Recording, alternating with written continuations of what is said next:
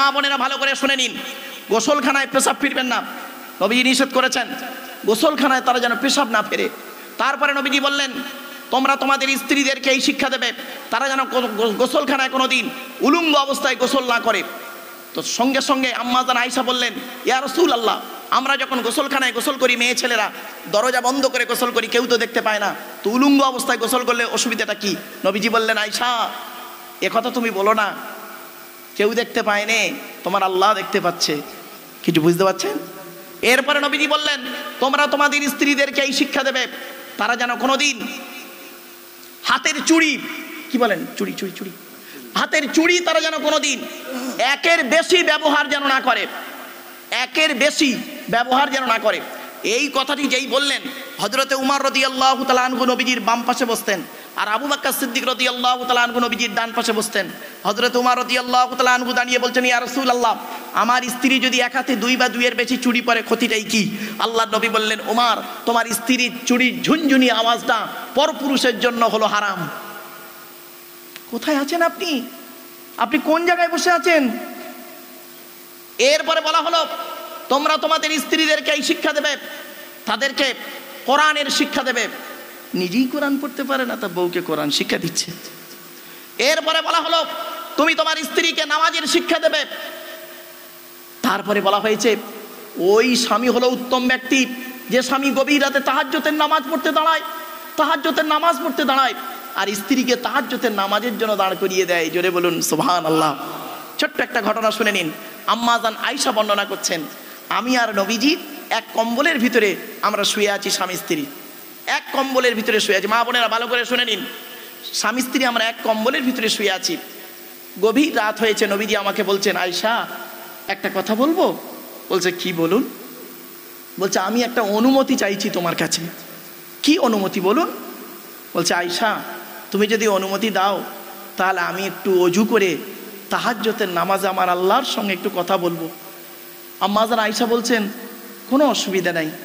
নবীজি করলেন কি, অজু করলেন, তাহাজ্জুদের নামাজে দাঁড়িয়ে গেলেন। আম্মা জান আয়েশা বলছেন, আমি রাসূলুল্লাহর এই আদর্শ দেখে আমি লজ্জায় থাকতে পারলাম না যে আল্লাহর নবী আমার স্বামী স্ত্রীর বিছানা ছেড়ে দিয়ে সে করছে কি, আল্লাহর জন্য দাঁড়িয়ে গেছে নামাজে। আমিও অজু করে নবীজির পেছনে তাহাজ্জুদের নামাজে দাঁড়িয়ে গেলাম। কোথায় আছেন আপনি?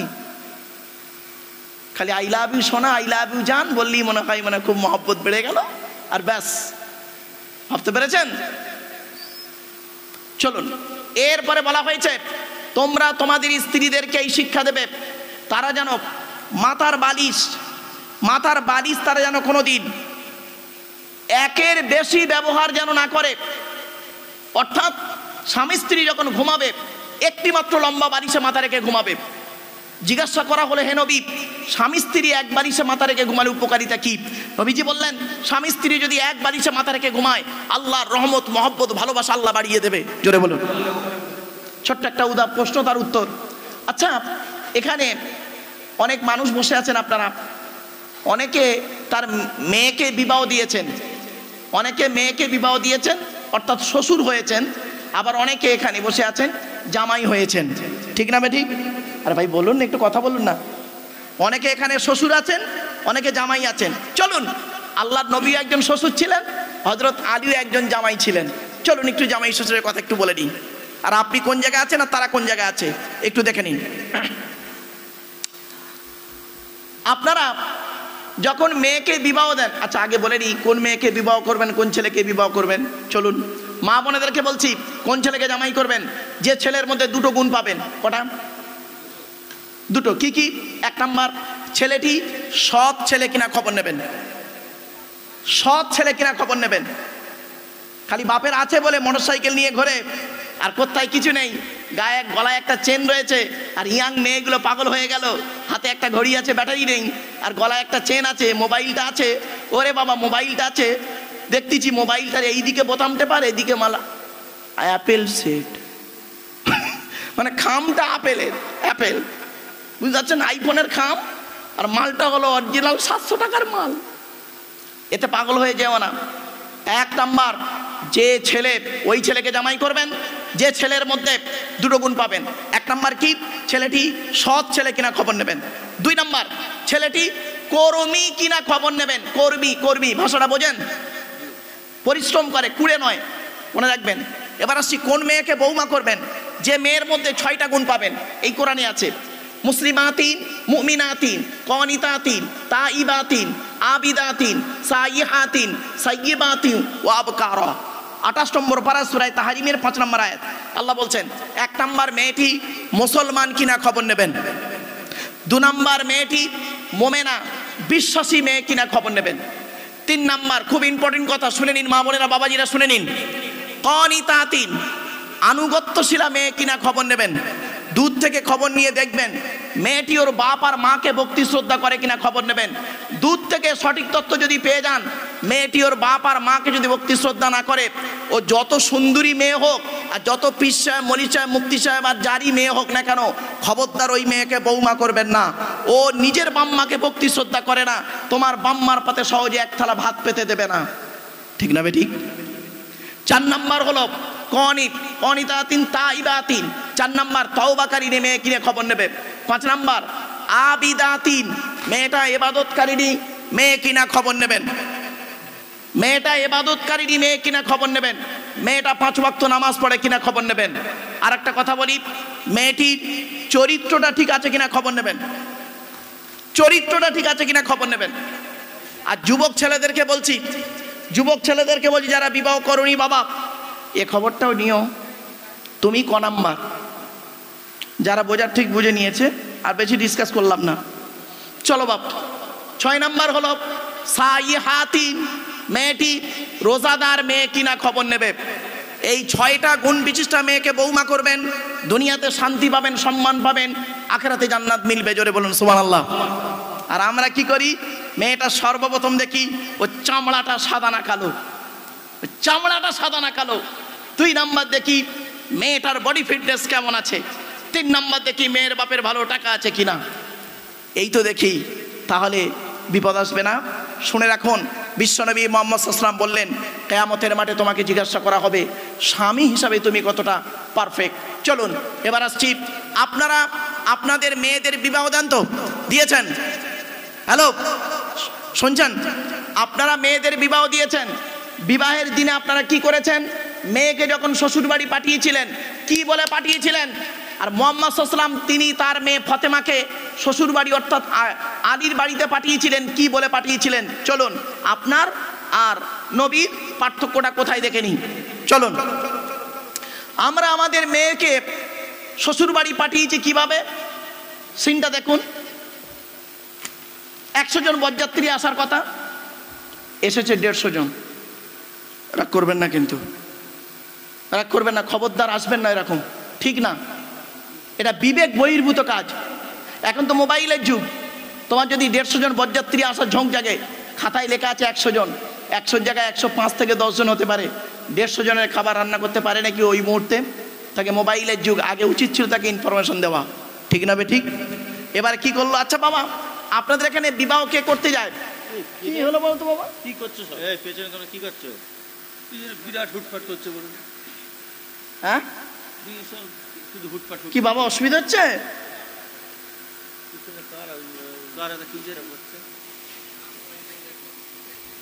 আচ্ছা আচ্ছা আচ্ছা আচ্ছা, তেরপোল খুলছে না? আচ্ছা ঠিক আছে বাবা, শোনেন। আচ্ছা আচ্ছা, বিবাহ কে করতে যায়? বর বিবাহ করতে যায় না বরের দুলা ভাইরা বোনাইরা বিবাহ করতে যায়? বলুন বলুন না।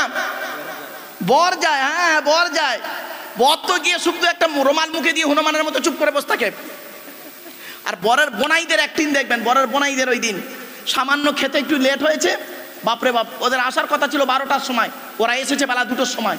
জোহরের নামাজ হয়েছে, গ্রামের লোক ঢুকেছে, বরযাত্রীও ঢুকেছে। এবার মেয়ের বাপ কি করবে, বেচারা দুদুল্যমান অবস্থায় পড়ে গেছে। বরযাত্রীদেরকে মেয়ের বাপ অনুরোধ করছে, ভাই ভাই গ্রামের লোক বসেছে, একটা ব্যাচ হয়ে যাক, আপনাদের বসিয়ে দিচ্ছি, আপনারা চা খান, এই শরবত খান। বরের বোনাইদের একদিন দেখুন, খাবো না, চলে যাবো, চল, ভিখারির বাচ্চা নাকি, খাইনি নাকি, যা মনে করেছে তাই। বাপরে বাপ, কি আইটেম রে, আশ্চর্য।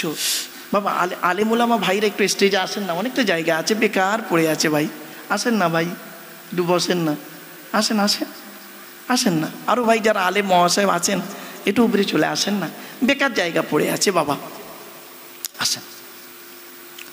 বাবা মনে রাখবেন, পৃথিবীতে তিনটি জিনিস মনে রাখবেন, জন্ম, মৃত্যু, বিবাহ। আজকে যে মানুষটার মাটি দিয়ে আপনারা এসেছেন, ওই মানুষটা গতকালকে কিন্তু জীবিত ছিল, ঠিক না ঠিক ভুল বলছি? গতকালকে জীবিত ছিল, আজকে সে মাটির তলায়। স্ত্রী, ছেলে, মেয়ে সব কিছু ত্যাগ করে তাকে মায়ের পেট থেকে এসেছিল একা, অন্ধকার নীরব নগরে তাকে একাই রেখে আসা হয়েছে। আমি এক জায়গায় লেকচার দিতে গিয়ে বলেছিলাম, আমার এক বন্ধু কলেজের প্রফেসর, তো স্টেজে উঠতারও খুব শখ, আমার বক্তব্য শুনবে সামনাসামনি দেখে। তা কীভাবে? বলছে মারুফ ভাই আমি স্টেজে বসবো না, আমি নিচেই বসবো। আমি প্রফেসর লোক, আপনি নিচে বসবেন? বলছে না, আমার খুব ইচ্ছা আপনার মুখ দেখবো, আমি ওয়াজ শুনবো। তা বেচারা সামনে বসেছে, আর আমি বক্তব্যের শুরুতেই বলেছি যে এ জীবন শুরু হয়েছে 150 টাকায়, এ জীবন শেষ হবে 1500 টাকায়। যেই বলেছি না, তখন বলছে মারুফ ভাই এ কি করে হলো?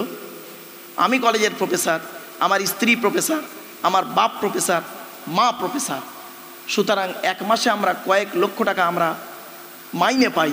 তা কি করে শুরু হলো জীবন 150 টাকায় আর শেষ হবে 1500 টাকায়? তো অতগুলো লোকের সামনে লোকটাকে সংক্ষেপে বুঝিয়ে বলেছিলাম, বন্ধু লোক তো, শিক্ষিত মানুষ। তো আমি তখন বলেছিলাম, যেদিন মায়ের পেট থেকে আপনি এসেছিলেন সেদিন সব থেকে দামি কাপড়টা আপনাকে কে কিনে দিয়েছিল বলুন? আরে ভাই বলুন না। বলছে আমার আব্বা। আমি বললাম কাপড়টার দাম কত ছিল? বলছে খুব বেশি হলে, ম্যাক্সিমাম খুব বেশি হলে 1 থেকে 150 টাকা, ঠিক কিনা? আমি বললাম কাপড়টা নিজে পরতে পেরেছিলেন? বলছে না, অন্যেই পরিয়ে দিয়েছিল। আমার আল্লাহ বলছে, এ আব্দুল্লাহ গিল মারুফ, তুই মায়ের পেট থেকে যেদিন এলি, যে কাপড়টা প্রথম পরলি নিজে পরতে পারলি না, অন্যই তোকে পরিয়ে দিল, তার দাম ছিল মাত্র 150 টাকা। আর এই পৃথিবী থেকে যেদিন চলে যাবি, তোর মৃত্যু যেদিন হয়ে যাবে, যে কাপড়টা তুই পরবি, পরানো হবে তোকে, পরতে তো পারবি না, পরানো হবে, তার নাম হলো কাপন, তার দাম মাত্র 1500 টাকা। এ জীবন শুরু হলো 150 টাকায়, এ জীবন শেষ হলো 1500 টাকায়। আর বাকি যা পৃথিবীতে এই 60-70 বছর ধরে চোখ, কান, নাক, হাত, পা, মুখ দিয়ে মারামারি ফাটাফাটি করে কলমের মাধ্যমে বিভিন্ন অ্যাঙ্গেল থেকে গাড়ি, বাড়ি, বিল্ডিং করেছিস, সবাই গীতার সারাংশ হয়ে গেছে। রাগ করবেন না ভাই, গীতার সারাংশ কি জানেন? শুনে নিন, গীতার সারাংশ কি শুনে নিন একটু অন্তত। যা হয়েছে তা ভালোই হয়েছে, যা হচ্ছে তা ভালোই হচ্ছে, যা হবে তা ভালোই হবে। কি হারিয়েছে তোমাদের? কাঁদছো? এটা নাঙ্গলপোতা তো ভাই, নাঙ্গলপোতার মানুষ। স্টেজে ঘড়ি নেই তো, তাই ভালো, ঘড়ি নেই না, ঠিক আছে। আমি স্টেজে ঘড়ি থাকলে নামিয়ে দিই, কেন জানেন? কারণটা বলি। আমার যে কথাটি আপনার মতের সঙ্গে মিলবে, তখন আপনি আমার মুখের দিকে চেয়ে থাকবেন। আর যে কথাটি আপনার মতের বিরুদ্ধে যাবে, তখন আপনি আমার মুখের দিকে না তাকিয়ে ঘড়ির দিকে দেখবি, এ কখন শেষ করবে বলতো। একদম বাস্তব প্র্যাকটিক্যাল কথা বলছি।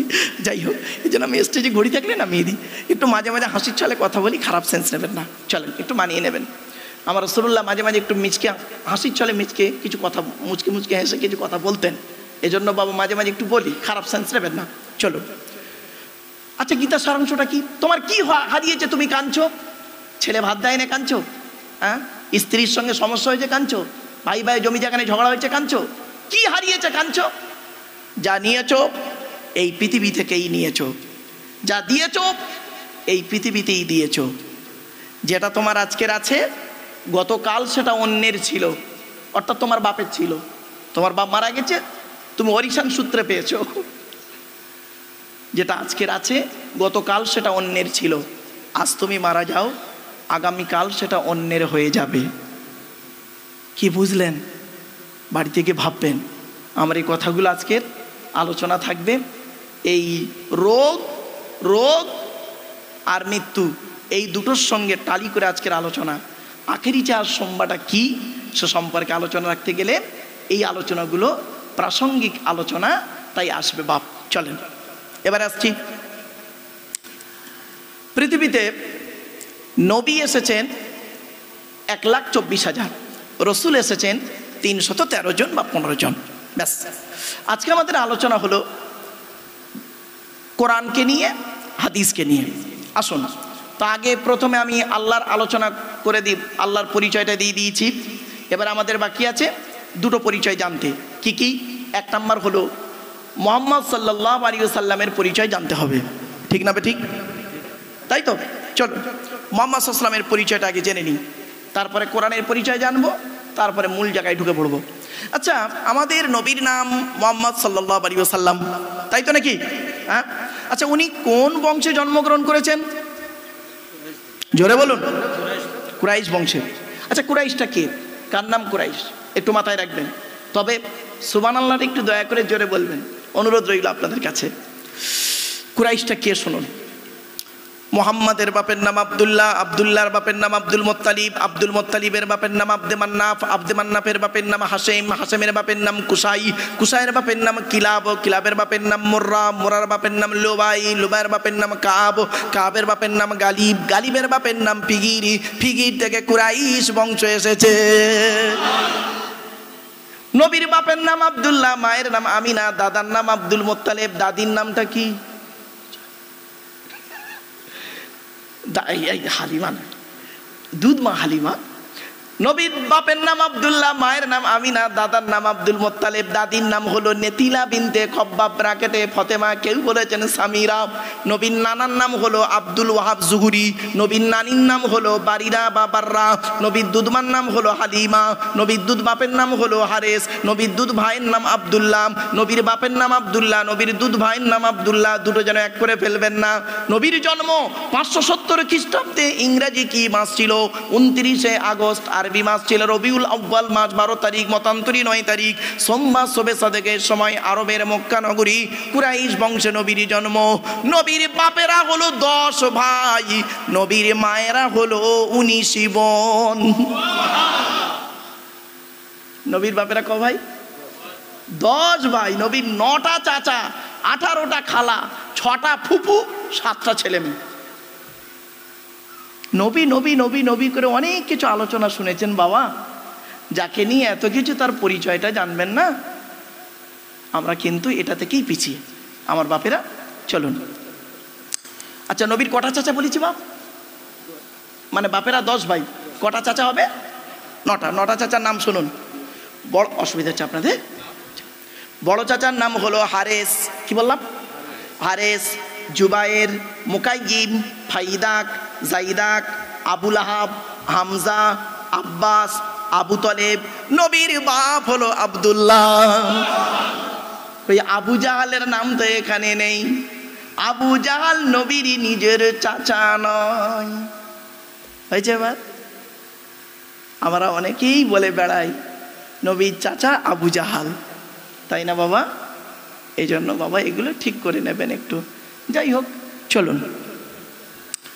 নবীর ছেলে মেয়ে হলো 7টা, 3টে পুত্র সন্তান, 4টে কন্যা সন্তান। 3টে পুত্র সন্তানের নাম হলো, বড় ছেলেটার নাম হলো কাসেম। কি বললাম বাবা? কাসেম। এই জন্য নবীর একটা কুনিয়াত হলো আবুল কাসেম, মনে রাখবেন তো। এই আবুল কাসেম শব্দটা, কথাটা যখন মুখ থেকে বেরোলো, আমার এক শায়েখ, আমার উস্তাজুল আসাতেজা হযরত আল্লামা শাইখুল হাদিস ফুরফুরা মাদ্রাসার মুহাদ্দিস ছিলেন, খুব বড় আলেম, ভারত বিখ্যাত একজন আলেম ছিলেন আমার উস্তাদ। নাম হলো আবুল কাসেম সিদ্দিকী রহমাতুল্লাহ আলাইহি। তার বাড়ি হলো সীতাপুর, ফুরফুরা থেকে প্রায় 7 কিলোমিটার দূর, সীতাপুর বলে একটা জায়গা। ম্যাক্সিমাম যারা 1999 পর্যন্ত, 99 সাল অথবা 2004-05 সাল পর্যন্ত পড়াশোনা করেছে ফুরফুরা ফাতিয়া সিনিয়র টাইটেল মাদ্রাসায়, প্রত্যেকেরই ওস্তাদ তিনি, খুব বড় আলেম ছিলেন।